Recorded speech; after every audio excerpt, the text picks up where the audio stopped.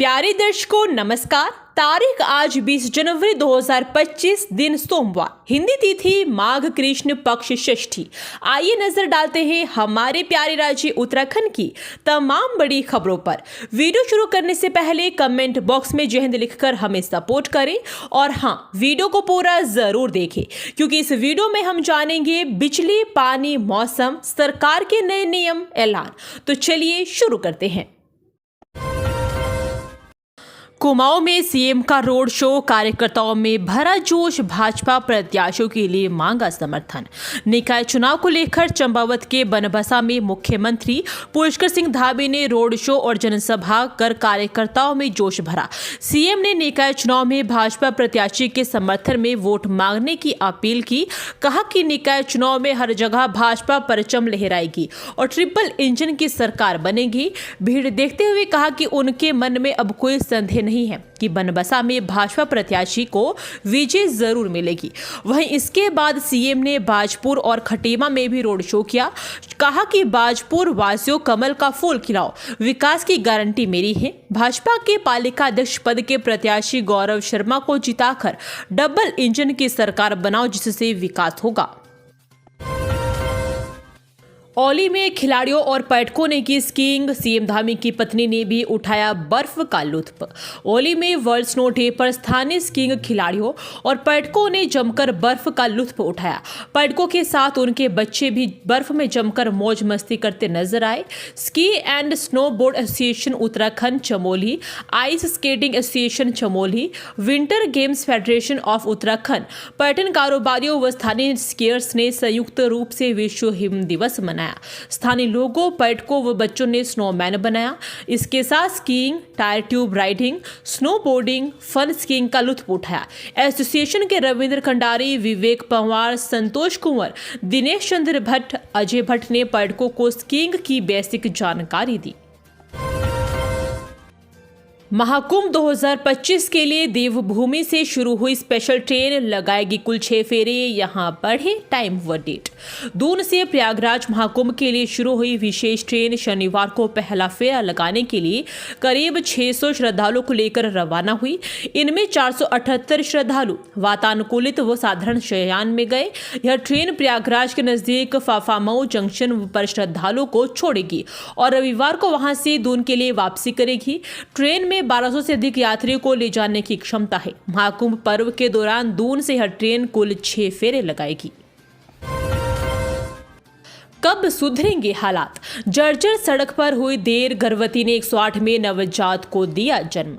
विकासखंड के पिलखेड़ी गांव की महिला मालती देवी ने अस्पताल जाते वक्त 108 में बच्चे को जन्म दिया। शनिवार की शाम को करीब 6 बजे मालती देवी को अचानक प्रसव पीड़ा शुरू हुआ। परिजनों ने फोन किया तो 108 एम्बुलेंस कर्मियों ने खराब सड़क का हवाला देते हुए 1 घंटे का समय लगने की बात कही। ऐसे में परिजनों ने गाँव से एक टैक्सी किया और आशा कार्यकर्ता उर्मिला देवी के साथ ऋषिकेश सरकारी अस्पताल के लिए निकल गए। गांव से ऋषिकेश करीब 40 किलोमीटर दूर है। गांव से 10 किलोमीटर आगे नेलगांव के समीप 108 एम्बुलेंस भी पहुंच चुकी थी। यहां गर्भवती मालती को टैक्सी से एम्बुलेंस में शिफ्ट किया गया। 21 जनवरी को यूसीसी वेब पोर्टल पर पूरे प्रदेश में होगी मॉक ड्रिल, इसके बाद किया जाएगा लागू। यूसीसी का वेब पोर्टल 21 जनवरी को पहली बार प्रदेश भर में एक साथ उपयोग में आएगा। फिलहाल यह कवायद सरकार के अभ्यास का हिस्सा होगी। इसके बाद यूसीसी को लागू किया जा सकता है। इससे पहले 20 जनवरी को प्रदेश मंत्रिमंडल की बैठक में यूसीसी नियमावली को प्रस्ताव आएगा। दून पांवटा हाईवे निर्माण की बाधा दूर, 2 अंडरपास मंजूर, शुरू होगा 10 महीने से रुका काम। प्रेमनगर से विकासनगर के बीच स्थानीय मांगों के कारण बलुपुर पांवटा साहिब हाईवे परियोजना का निर्माण कार्य कई जगहों पर 10 महीने से रुका है। अधिग्रहित भूमि पर कब्जा नहीं मिलने के कारण निर्माण नहीं हो रहा। डीएम सवीन बंसल ने जब मौके पर जाकर निरीक्षण किया तो कार्य रुका हुआ मिला। पड़ताल में सामने आया कि ग्रामीणों की अंडरपास की मांग है, इसे पूरी न होने के कारण सड़क नहीं बनने दे रहे हैं। डीएम ने ग्रामीणों से वार्ता कर एनएचएआई से 2 अंडरपास मंजूर करा दिए। अब हाईवे का काम रफ्तार पकड़ेगा। लैंसडौन में बर्फ से ढकी चोटियां बने कौतूहल, हिमालय देखने बड़ी संख्या में पहुंच रहे पर्यटक। पर्यटन नगरी लैंसडौन में टिप एंड टॉप और राठी व्यू पॉइंट से टेलीस्कोप और दूरबीन की मदद से नजर आ रही हिम चोटियां पर्यटकों के लिए कौतूहल बनी है। हिमालय की इन चोटियों को देखने के लिए दूर दूर से पर्यटक लैंसडौन पहुंच रहे हैं। दिल्ली, नोएडा, गुरुग्राम से पहुंचे पर्यटकों ने बर्फ से ढकी 30 से अधिक हिमालय की चोटियां न केवल कौतूहलवश देखी बल्कि उनके संबंध में जानकारी भी ली।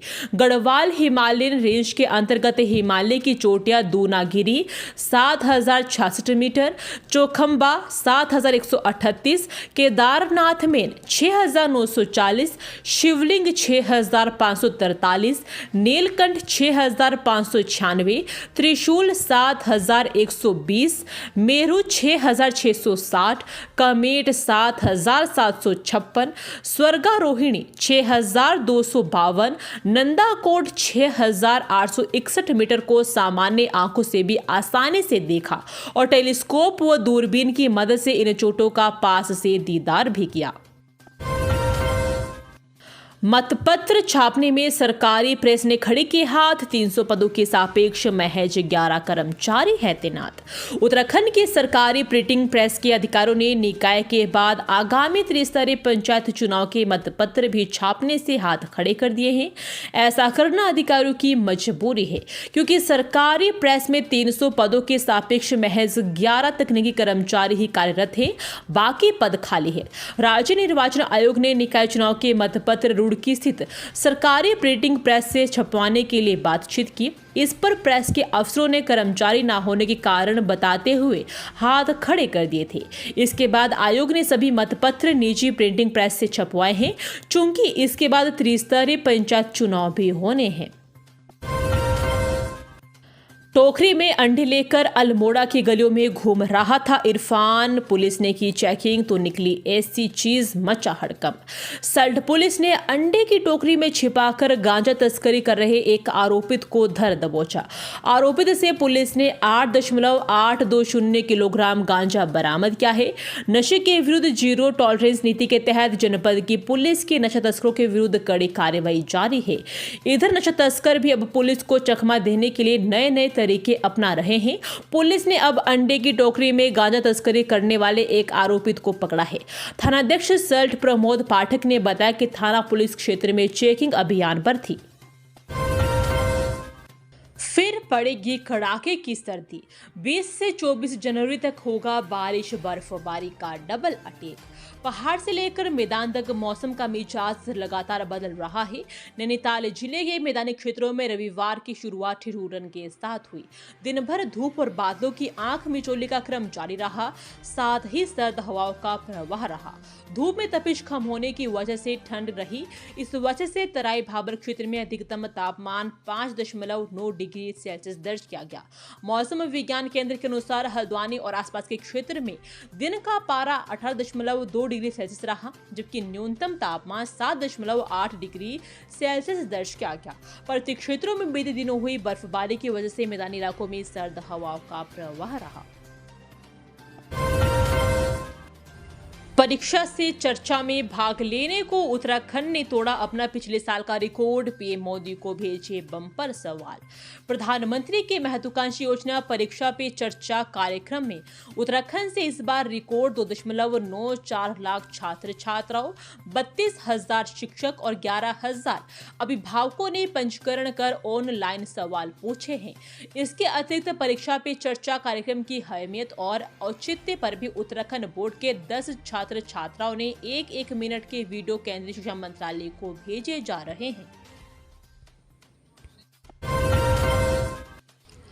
हाईवे पर नंबर 1 बैंड के पास मिला युवक का शव, नशे में ठंड में पड़े रहने से मौत की आशंका।